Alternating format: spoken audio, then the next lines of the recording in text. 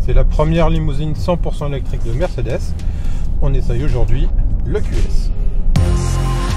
Première limousine électrique du constructeur, le QS est aussi la première du genre tout court.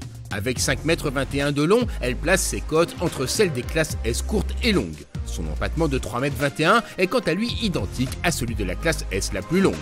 Cette grande berline est aussi la première Mercedes à proposer un haillon à la place de la traditionnelle malle séparée. Grâce à cela, il est possible de charger jusqu'à 1770 litres siège rabattu.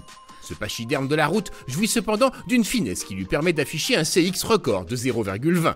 Alors ce CX de 0,20 il est important pour la consommation, pour l'autonomie évidemment, mais il est surtout pour l'ambiance à bord. Ça évite d'avoir le moindre bruit d'air, et là je peux vous dire que on roule sur une départementale aux alentours de 80 km/h, il n'y a pas un bruit d'air, mais également ça filtre très bien les bruits de roulement. Le revêtement n'est pas le plus neuf qui soit, on est sur des petites routes en Champagne, et pourtant il y a très peu de remontées acoustiques par les roues. Franchement, cette EQS est un véritable cocon. Et ce sentiment d'être dans un cocon, le QS la pousse peut-être parfois un peu loin. Elle en fait même vraiment beaucoup pour que vous vous sentiez bien à son volant. Et parfois, c'est même peut-être un peu bizarre. Il y a une chose qui peut un peu déranger au début, c'est qu'on a vraiment l'impression que la voiture vous surveille. En fait, c'est pas qu'une impression, c'est la réalité. La voiture surveille en permanence le conducteur. Il y a des caméras qui sont dans le tableau de bord qui vont vérifier la tension en permanence. Et tout à l'heure, on est parti un petit peu tôt ce matin, on a déjà pas mal roulé. Il y a quelques instants, la voiture m'a proposé un programme dynamisant. Alors ça se traduit par quoi? Ça se traduit par des massages du siège, un petit peu de chaleur et même une espèce de musique électronique qui est censée vous réveiller. Alors c'est assez étonnant, mais force est de constater que ça marche plutôt pas mal. Malgré ses attentions dignes d'un spa, de nombreux détails détachent cependant le QS des marqueurs habituels du luxe. À bord, les plastiques sont en effet étonnamment présents. Il faut dire qu'avec 2,5 tonnes, la voiture pèse déjà 500 kg de plus qu'une classe S et que rogner sur les matériaux nobles permet d'économiser quelques précieux kilos sur la balance. Mais le QS sait compenser ces petites compromissions par un niveau d'équipement technologique très poussé, notamment avec le très attendu Hyperscreen. Et puis c'est évidemment impossible de parler technologie sans parler de cette planche de bord avec cette Hyperscreen qui est constituée de 3 écrans. Alors il y a la dalle du porte-instrument qui aujourd'hui ne surprendra plus personne.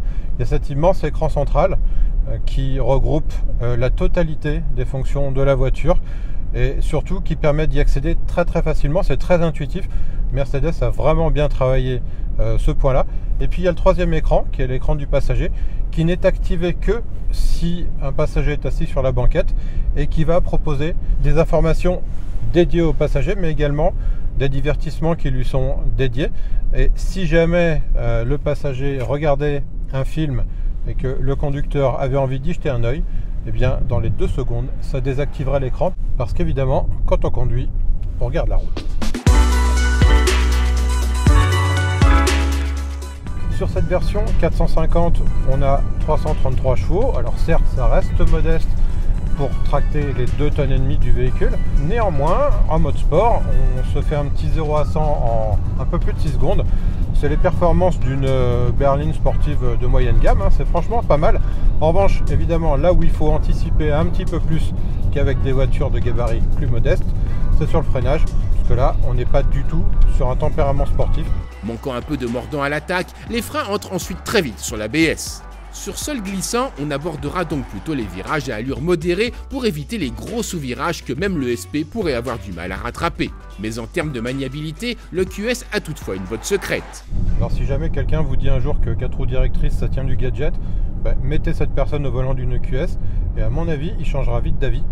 C'est assez incroyable, c'est une voiture qui fait 5,20 m de long, qui a un empattement de 3,20 m et malgré ça, grâce à ces 4 roues directrices, ça se comporte quasiment comme une citadine. En ville, on tourne dans un trou de souris et alors sur la route, ça permet une tenue de cap qui est vraiment impériale. Ça permet de coller à la corde des virages dans les courbes. Et franchement, on n'a vraiment pas l'impression de conduire un véhicule qui fait 2,5 tonnes. En effet, avec des roues arrière capables de prendre jusqu'à 10 degrés d'angle, le rayon de braquage de l'EQS est identique à celui d'une Golf 8, pourtant plus courte de 65 cm. C'est bon pour la ville, mais aussi sur la route où l'on aborde les épingles sans crainte de trop déborder sur la voie opposée à la sortie.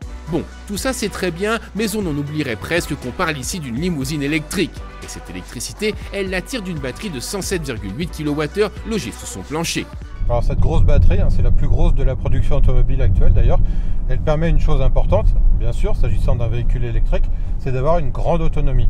Le cycle WLTP est annoncé à plus de 750 km. En conditions réelles, je pense que c'est compliqué de descendre sous les 500, ou à moins de conduire très vite et uniquement sur autoroute. Et même là, grâce à la puissance de charge admissible qui dépasse les 200 kW, on va pouvoir faire le plein très vite.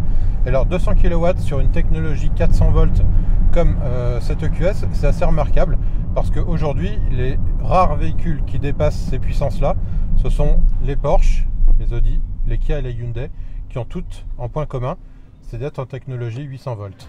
En qualité de limousine électrique, l'EQS est sans concurrence actuellement.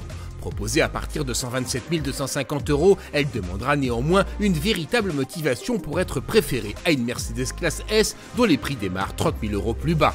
Une motivation que l'on pourra finalement trouver derrière le volant, là où une classe S s'appréciera peut-être plus assis à l'arrière.